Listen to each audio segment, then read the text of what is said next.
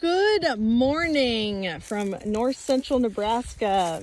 We are out looking at a field that some customers ripped here in the last, I don't remember when they started. Middle part of last week.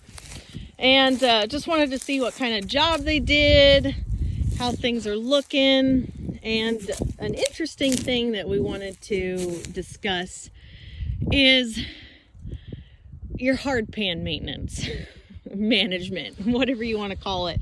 We're on a field that's primarily sand, but this spot here gets a little bit lower, especially compared to off that direction is definitely sandy knob there.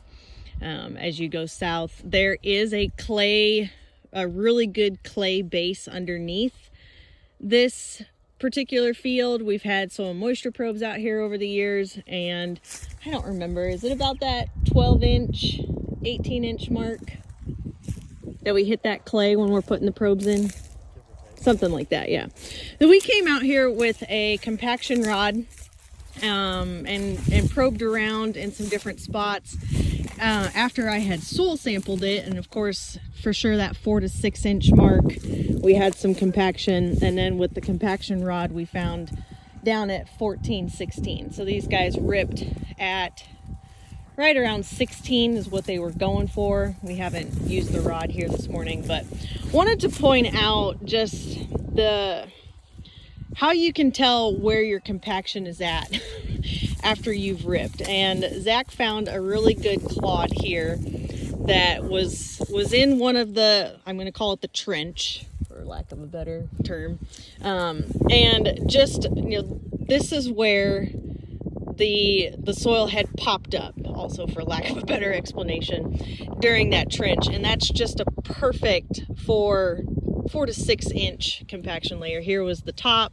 and then just a nice boom. I mean, it sheared itself, which that's, to a point, that's what we want when we go through and rip. And you can see it as we roll along here and grabbing one and just peeling it back and watching and observing the light. It's still early enough, the light's not working super great, but just that shearing action that happened. And right where my thumb is at is coming up to where it was separated from the rest of it.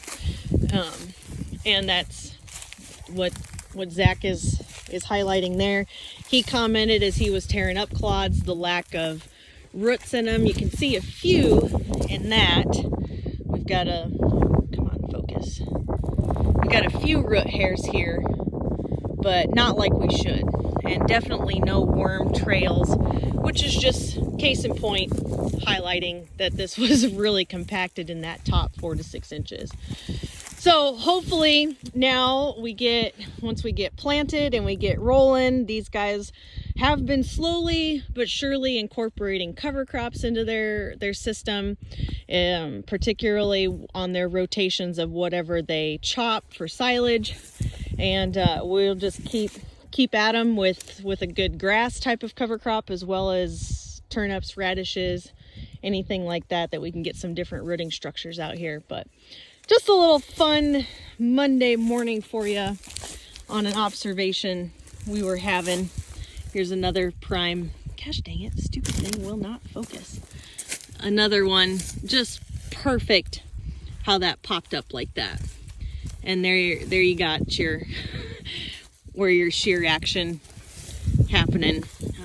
I don't feel like that's the right term, shear action, but that's what I'm going with. So until I think of something different, something better,